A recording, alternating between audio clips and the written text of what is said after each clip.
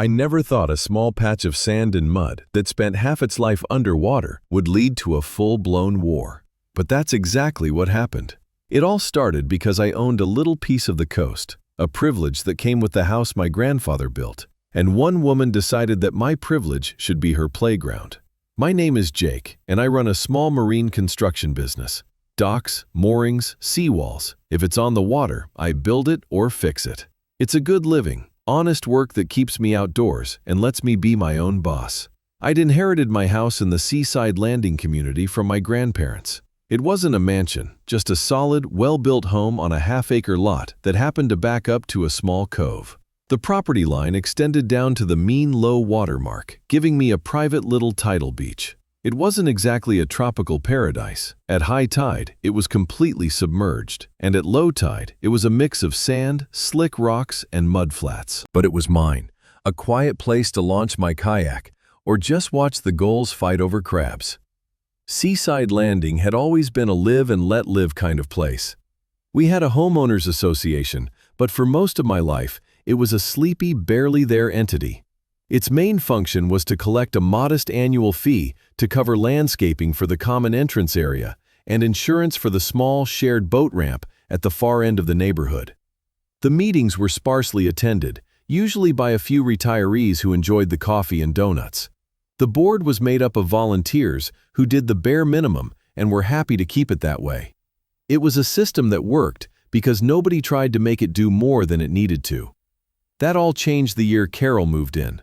She bought the big new construction house on the hill, the one with more columns than a Greek ruin.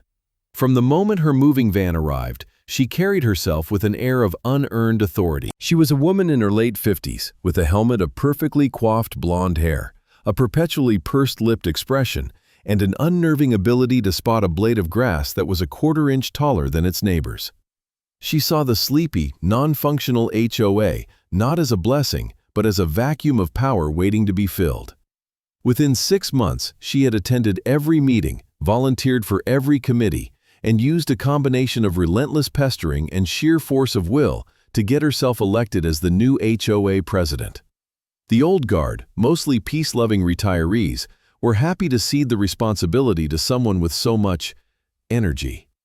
They didn't realize they weren't handing over a small task. They were handing over a crown to a petty tyrant. The changes started small, almost comically so. First came the memo about mailboxes. All mailboxes now had to be a specific model, painted a specific shade of black, and mounted at a height of exactly 42 inches from the ground. People grumbled, but mostly complied. It was easier than arguing. Then came the regulations on lawn ornaments. Gnomes were banned outright. Flamingos were, and I quote the official newsletter, an affront to the aesthetic cohesion of the community. Each new rule was more specific and more intrusive than the last. Holiday decorations could only be displayed for a 3-week period. Trash cans could not be visible from the street except on collection day. The color palette for approved front door paint was narrowed to a soul-crushing selection of beige, gray, and slightly darker gray. Carol would patrol the neighborhood in her golf cart, a clipboard in hand, documenting violations with a grim satisfaction. She wasn't building a community, she was curating a museum exhibit where the residents were the most troublesome artifacts. I mostly stayed out of it. My house was set back from the road, and I kept my property neat. My work truck and equipment were parked on a gravel pad behind my garage, invisible from the street. I paid my dues on time and ignored the increasingly frantic newsletters. I just wanted to be left alone to run my business, fix my boat, and enjoy my little corner of the world. I figured that as long as I kept my head down, Carol's reign of beige-colored terror wouldn't affect me. I was wrong. The problem with a petty tyrant is that once they've conquered the small things, they start looking for new territory. My little stretch of muddy beach was about to become her next grand project. The inciting incident arrived in my mailbox, tucked between a flyer for a pizza place and a bill from my lumber supplier. It was a glossy, professionally printed announcement from the Seaside Landing HOA. In bold, cheerful letters, it declared the first annual summer solstice beach party. It promised food, games, and neighborly fun on our beautiful community waterfront. I chuckled, assuming it was for the common area near the boat ramp. Then I read the fine print. The party was to be held on the newly designated community access beach at the end of Cove Road. My address is at the end of Cove Road. There is no other beach there. Attached to the flyer was a crisply folded letter addressed directly to me. It was from Carol in her official capacity as president. It informed me that, pursuant to the newly ratified Bylaw 7.14, Community Waterfront Access, a portion of my property, my title beach, was now designated for community use. The letter instructed me to remove all personal effects, equipment, and obstructions from the beach area no later than 1 week before the scheduled party. It ended with a cheerful, "We look forward to your cooperation in making this a wonderful community event." I stared at the letter, a slow burn of disbelief turning into anger. My beach? The one that was explicitly part of my deed, the one my grandfather used to dig for clams on. I walked out my back door and down the grassy slope to the water's edge. The tide was out. My heavy-duty work skiff was moored just offshore. A couple of old dock floats I was planning to repair were pulled up on the sand, well above the high tide line. A stack of pressure-treated lumber sat on blocks next to them. This was my staging area, an essential part of my livelihood. And she was calling it obstructions. I marched back inside and grabbed my phone. I had Carol's number from an HOA directory she had circulated. She answered on the second ring, her voice clipped and efficient. "Carol speaking." "Carol, it's Jake from down on Cove Road," I said, trying to keep my voice even. "I just got your letter about a beach party." "Ah, Jake, wonderful. We're so excited. I trust you'll have everything cleared out for us in time," she said, her tone leaving no room for discussion. "That's actually what I'm calling about," I said. "There must be some mistake. That beach is my private property. It's on my deed. It's not community land." There was a short, sharp sigh on the other end of the line. It was the sound of a teacher dealing with a particularly slow student. "Jake," she said, her voice dripping with condescension, "the board has passed a new bylaw for the betterment of the entire community. Bylaw 7.14 ensures that all residents can enjoy the natural beauty of our waterfront. Your property line ends at the high tide mark. The beach below that is accessible to everyone." I almost laughed at the absurdity. "Carol, that's not how it works. First, my property line goes to the mean low water mark. It's been that way for 60 years. Second, even if you were right, which you're not, have you ever actually looked at that beach? At high tide, it's completely underwater. The party is scheduled from 5 to 9 in the evening. According to the tide charts for that day, the water will be about a foot from my lawn by 6 o'clock. Where exactly are you planning to put the barbecue?" There was a pause. For a fleeting moment, I thought reason might prevail. "The tide is an irrelevant detail," she snapped, her voice losing its cheerful facade. "The bylaw stands. The party will proceed as planned. I expect the area to be cleared. If it is not, you will be in violation and subject to fines. Is that clear?" "What's clear is that you're trying to seize my private property for a party that's going to be washed away," I shot back, my patience gone. "It's not going to happen, Carol. The beach will not be cleared. You and the HOA are not welcome on my land. This is not the cooperative attitude we expect from residents of Seaside Landing," she said, her voice now cold as ice. "You will receive a formal notice of violation. I assure you, Jake, the fines for non-compliance are quite steep. We can also place a lien on your property. You should think very carefully about your next move." With that, she hung up. I stood in my kitchen, the phone still in my hand, my heart pounding with a mix of fury and astonishment. A lien on my property? Over a soggy, imaginary beach party? This wasn't about community access or enjoying nature. This was a power play. Carol had decided she wanted my beach, and she was willing to weaponize the HOA to get it. I looked out the window at the calm waters of the cove. The quiet life I'd so carefully maintained had just been officially declared a war zone. True to her word, the first formal notice arrived 2 days later via certified mail. It was a sterile, legalistic document accusing me of violating Bylaw 7.14 by failing to remove personal obstructions from a designated community access area. It came with a preliminary fine of $500. The letter stated that the fine would double every week the violation remained uncorrected. It was extortion, plain and simple, wrapped in the flimsy authority of an HOA bylaw that she had likely written herself and pushed through a compliant board. I didn't move my equipment. My lumber and floats stayed exactly where they were. On one hand, it was a matter of principle. On the other, more practical hand, I had nowhere else to easily store them. My work required waterfront access, and this was my waterfront. The idea of hauling tons of material up the hill to my garage just to appease this woman's fantasy was absurd.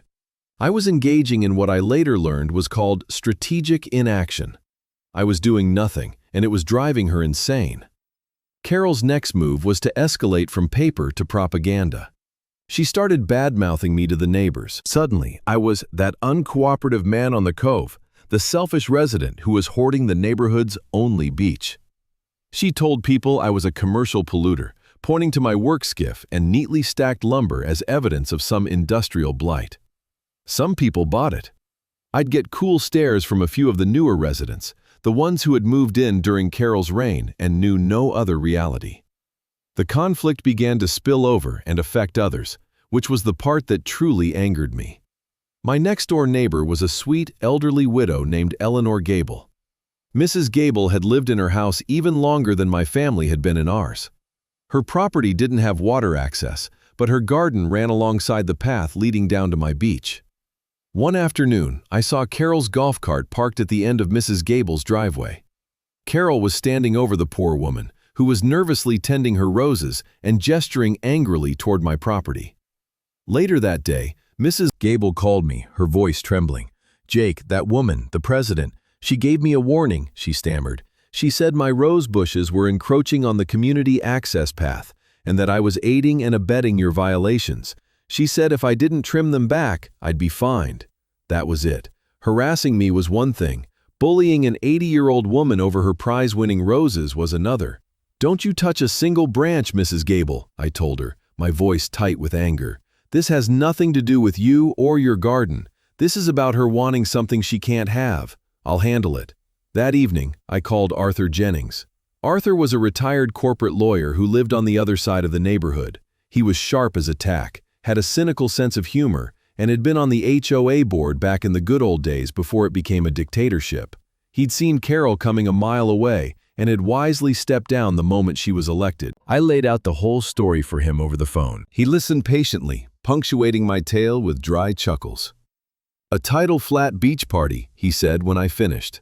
"That's a new one. She's got ambition. I'll give her that." "It's not funny, Arthur," I said. "She's threatening me with thousands in fines and a lien. Now she's harassing Mrs. Gable." "I know it's not funny, son." His tone grew serious. "It's illegal. What she's doing is called conversion, the wrongful exercise of dominion over the property of another. And that new bylaw of hers sounds like it was written on a cocktail napkin. It almost certainly violates state property laws and your deeded rights." "So what do I do?" I asked. "Just keep ignoring her?" "Ignoring her is a good start, but it's not a strategy. You need a formal one. You're going to stop talking to her completely. No calls, no emails. Let her send her little letters.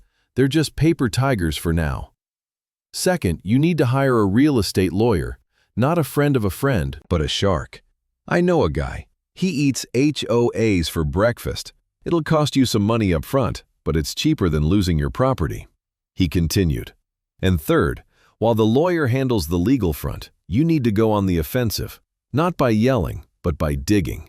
An organization this rotten on the outside is usually rotten on the inside. Get a copy of the full HOA covenants, the financials, the meeting minutes for the last 2 years. You're a member in good standing. They have to provide them. Look for procedural errors, financial oddities, anything. Tyrants like Carol are always sloppy. They get so high on their own power they think no one will ever check the receipts." The next day, I took Arthur's advice. I called the lawyer he recommended, a man named Ben Carter. His voice was calm and reassuringly expensive. I explained the situation, and he agreed to take the case. His first act was to send a cease and desist letter to Carol and the entire HOA board, informing them that any further attempts to access my property or levy fines would be met with immediate legal action. It was a declaration of war. My next step was the investigation. I sent a formal written request to the HOA secretary for copies of all governing documents, meeting minutes, and financial statements for the past 3 years, as was my right under the existing bylaws. A week later, a thick manila envelope appeared in my mailbox. It was clear they hadn't expected anyone to actually ask for this stuff. Some of the pages were crooked photocopies, others were stained with what looked suspiciously like coffee. I spent the next several evenings at my kitchen table, a pot of coffee brewing, sifting through hundreds of pages of legalese and spreadsheets. It was mind-numbingly dull work. The meeting minutes were a monument to Carol's ego, filled with phrases like, "President Carol noted," and "President Carol directed." The budget was a confusing mess of line items and vague categories. But I was a man who built things for a living. I knew how to read a blueprint and how to spot a flaw in a structure. I treated the HOA's paperwork like a faulty design, looking for the weak point.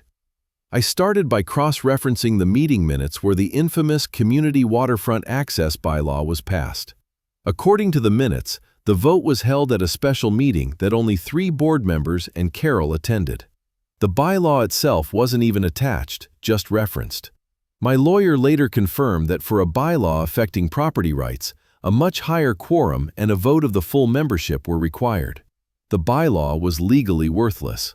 That was good, but it wasn't a silver bullet. Carol could just try to pass it again, properly this time. I needed something more. I needed something that would not just stop her, but remove her. I turned my attention to the financials, specifically the expenses. I saw the usual things: landscaping, insurance, postage. But one line item caught my eye. It was a recurring annual expense for $10,000, labeled Seawall Engineering Survey. I knew for a fact there was only one significant seawall in the entire community, a long, aging concrete barrier that protected the waterfront properties at the northern end of the neighborhood, including mine and a half-dozen others. My own grandfather had helped pour the concrete for it back in the 70s. That seawall was a critical piece of infrastructure. If it failed, several homes would be at risk of serious erosion and flooding. The HOA was responsible for its maintenance. That was one of its few truly important duties.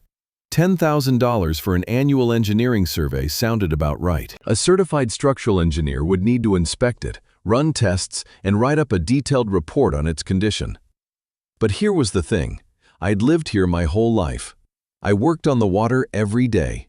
I had never, not once, seen an engineering crew inspecting that wall. I'd seen guys patching it occasionally, but never a full survey. The expense was listed as paid to a company called Coastal Integrity Solutions, LLC. I'd been in the marine construction business in this county for 15 years. I knew every engineering firm, every contractor, every surveyor from here to the state line. I had never heard of Coastal Integrity Solutions. My heart started beating a little faster. This was it. This was the loose thread. The next morning, I did a corporate search on the state's website. Coastal Integrity Solutions, LLC was a registered company. It was formed 2 years ago, just after Carol became president.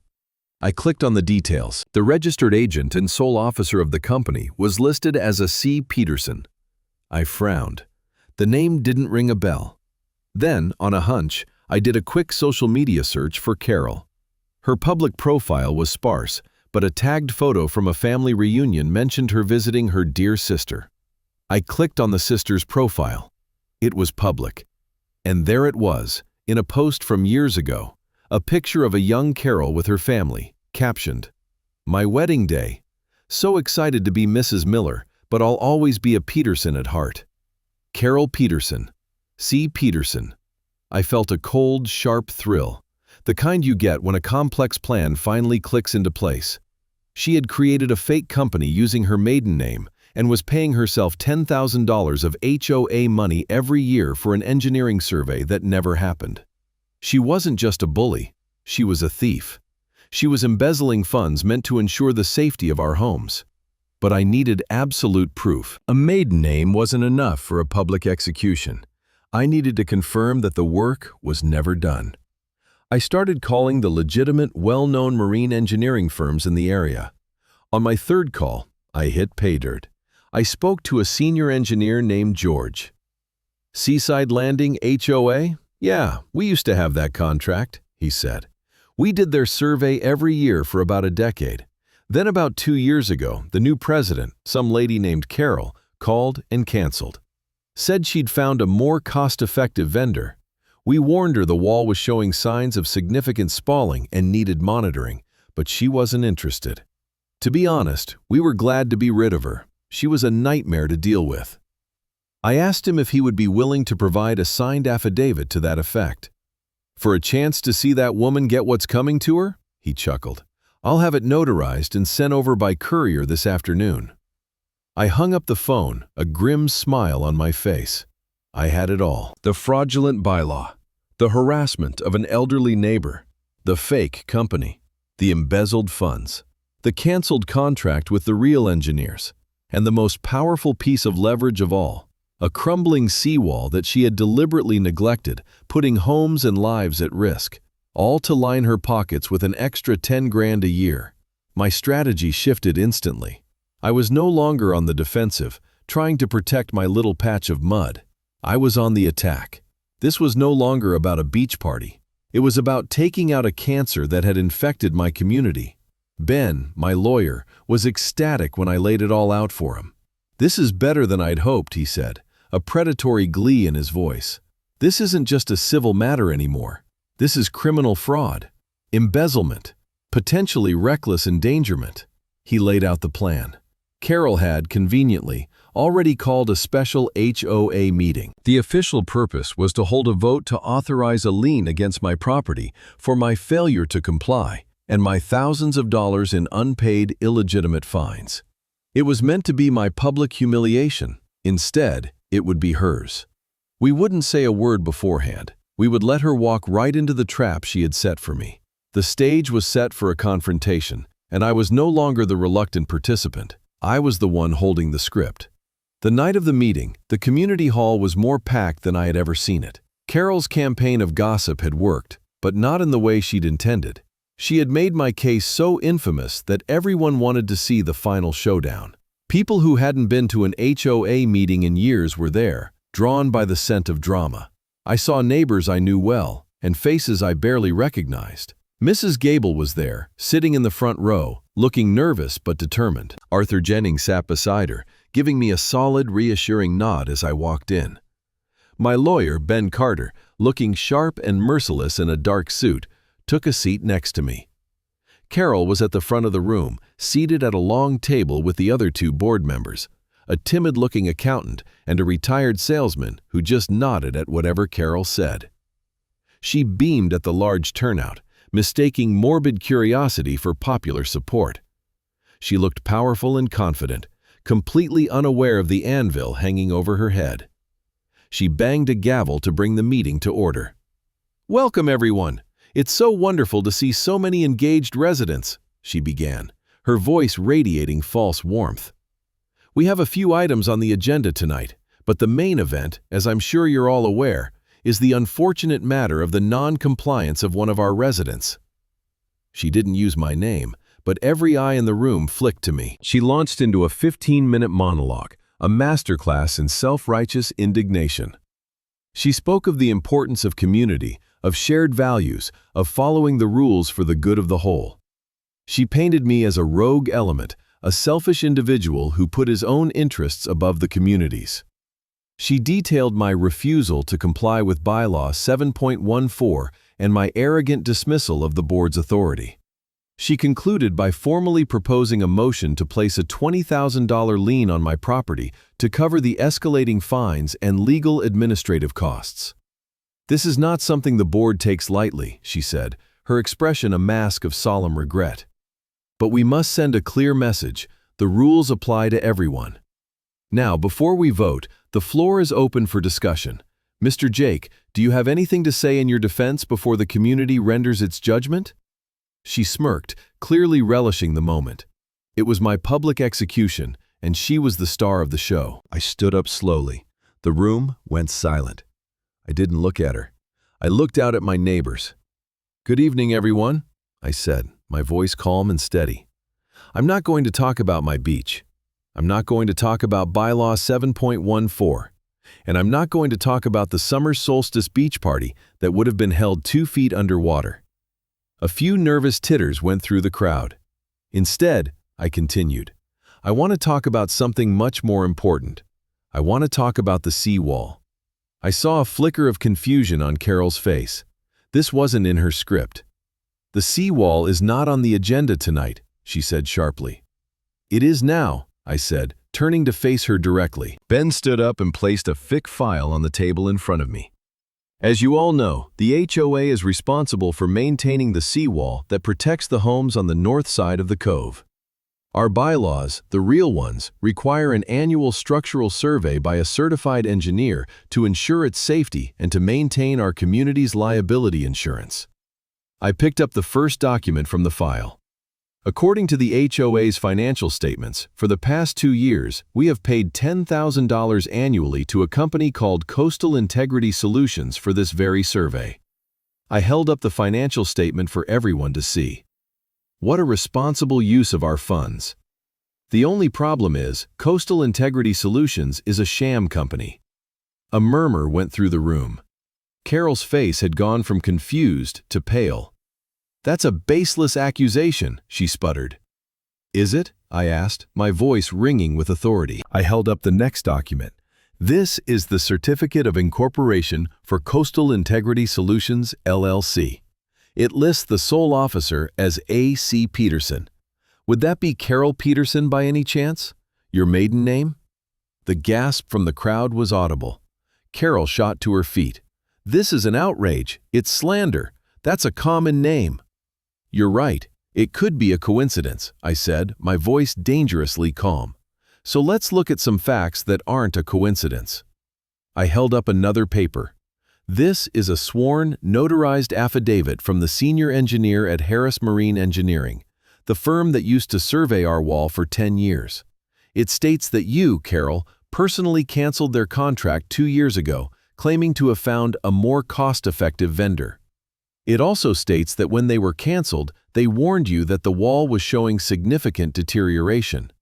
I then clicked a remote, and an image flashed onto the projection screen behind Carol. It was a high-resolution photo I had taken from my boat, showing a massive crack in the seawall, with rebar exposed and rusting. This is what our seawall looks like today, I said. This is what $10,000 a year in fake inspections buys you. The room erupted. People were on their feet, shouting questions, pointing at Carol. Her 2 board members looked at the photo, then at her, their faces a mixture of horror and betrayal. And here's the kicker, Ben Carter said, stepping forward, his voice cutting through the noise like a razor. I spoke with the HOA's insurance underwriter this afternoon. When I informed them that the mandatory safety inspections have been falsified for 2 years, they informed me that our community's general liability policy is, and has been, effectively void. If that wall fails, and from these photos, it looks like when is the more appropriate word. Every single homeowner in this association could be held personally and financially liable for the damages. Your homes, your savings, all of it. That was the final blow. The anger in the room turned to raw fear. Carol stood there speechless, her face ashen. Her authority, so carefully constructed, had crumbled to dust in less than 5 minutes. The man she had tried to paint as the villain had just shown them she was the one who had put their entire financial security at risk, all for a measly 10 grand a year. She finally found her voice, a pathetic, screeching denial. Lies, all of it. He's trying to distract you from his own violations. But no one was listening. Arthur Jennings stood up, his voice booming with the authority of his years. Carol, the evidence is irrefutable. You have committed fraud. You have embezzled our money. You have endangered our homes. I believe the proper term for this is end of the line. In the back of the room, I saw a neighbor I barely knew, a quiet man who I later learned was an off-duty police officer, speaking calmly into his phone. The public execution was over. The official proceedings were about to begin. The immediate aftermath was chaotic but decisive. The off-duty officer had called his on-duty colleagues, and 2 uniformed officers arrived before the meeting had even fully broken up.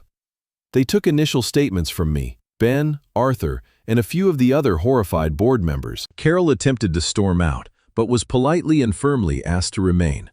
The sight of her, the self-proclaimed queen of Seaside Landing, being questioned by the police in the corner of the room, was a moment of profound and satisfying justice. Within a week, the district attorney's office had launched a formal investigation. The evidence I had gathered was so clean and damning that it was an open and shut case. Carol was arrested at her home, an event that was discreetly but gleefully observed by several neighbors. She was charged with multiple counts of felony fraud and embezzlement. The two other board members, realizing their own potential liability for gross negligence, resigned immediately and cooperated fully with the investigation. The HOA, as we knew it, ceased to exist overnight. The legal consequences for Carol were severe. Faced with the mountain of evidence, she took a plea bargain. She was convicted of embezzlement and sentenced to 18 months in state prison, 5 years of probation, and ordered to pay full restitution of the $20,000 she had stolen, plus interest and penalties. Her house, with its proud columns, went up for sale shortly thereafter to cover her legal fees and the restitution order. She was stripped not only of her power, but of her home and her standing in the community she had tried to dominate. For me, vindication was swift and complete. The Emergency Interim Board, headed by a reluctant but duty-bound Arthur Jennings, held a single-item meeting. Their first and only act was to pass a unanimous resolution to void all fines, liens, and legal threats against me. They issued a formal public apology on behalf of the HOA for the harassment I and Mrs. Gable had endured. My legal fees were fully reimbursed from the HOA's reserve funds. My reputation was not just restored, it was elevated. I had gone from being that uncooperative man on the cove to the guy who had saved the neighborhood from a corrupt tyrant and the collapsing seawall. The community itself began to heal and reform. With Arthur at the helm, a new set of bylaws was drafted, simple, reasonable, and focused on the few things that actually mattered, like safety and fiscal responsibility. The rules on mailbox colors and lawn gnomes were ceremoniously shredded. A new board was elected, comprised of sensible people who, like me, just wanted a quiet, functional neighborhood.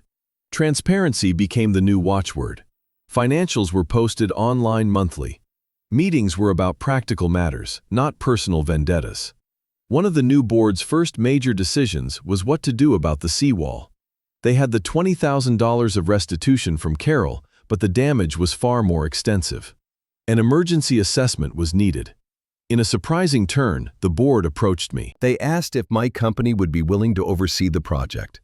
Not just do the work, but act as the general contractor, hiring the engineers and managing the entire repair from start to finish. "We need someone we can trust," Arthur told me. "And after all this, there's no one in this community we trust more than you, Jake." So I took the job. It felt right. I brought in George, the engineer whose affidavit had been so crucial, to do a full, proper survey. The repairs were extensive and expensive, but we did it right. We used the best materials, and my crew worked tirelessly for months. We didn't just patch the wall, we reinforced it, improved the drainage behind it, and brought it up to modern standards. It was a monument not just to solid construction, but to a community taking back control of its own future. 2 years have passed since the night of that fateful meeting. Seaside Landing is a different place now. It's quieter, more relaxed. It feels like the neighborhood I grew up in again. People are neighborly. They talk to each other over their fences, not to report on violations, but to genuinely connect. Property values, which had stagnated under Carol's oppressive regime, have started to climb again. The new, reasonable HOA has made it a place where people actually want to live. The common areas are neat, the seawall is secure, and no one cares what color your front door is. I saw Carol one last time, about a year ago. I was in the checkout line at a grocery store in a town 20 miles away. She looked smaller, diminished. Her perfect blonde helmet of hair was gone, replaced by her natural gray, cut short and without style. She was wearing a faded sweatshirt and pushing a cart with a few generic brand items in it. Our eyes met for a brief second. I saw a flicker of recognition, followed by a wave of shame. She quickly looked down at her cart and scurried out of the store. I didn't feel anger or triumph. I just felt a quiet, detached sense of pity. Her obsession with control had cost her everything, and she had been left with nothing. The moral of the story, if there is one, is about the corrosive nature of petty power. Carol wasn't a criminal mastermind. She was just a bored, insecure person who got a little taste of authority and let it consume her. She thought rules and regulations were the source of strength, but she forgot that a real community is built on something much simpler: mutual respect. She believed she could create order by force, but all she created was resentment, and in the end, her own downfall. She pushed and pushed, convinced that her title and her bylaws made her invincible, but she pushed against someone who had more to lose than just his pride. I had my home, my business, and my peace of mind on the line. Sometimes, I walk down to my little beach when the tide is low. It's still just a patch of sand and mud, covered in slick rocks. My skiff is still moored offshore, and I still have lumber and floats stacked neatly above the high tide line. Nothing has changed, and yet everything has. It's quiet here. The only sounds are the lapping of the water and the cry of the gulls. It's my own private, peaceful corner of the world. And it's a potent reminder that sometimes the most important battles are the ones you fight just to be left alone. And the greatest victories are the ones that restore a simple, quiet peace. The tide is coming in now, slowly covering the sand, and I'm perfectly content to just sit here and watch it happen.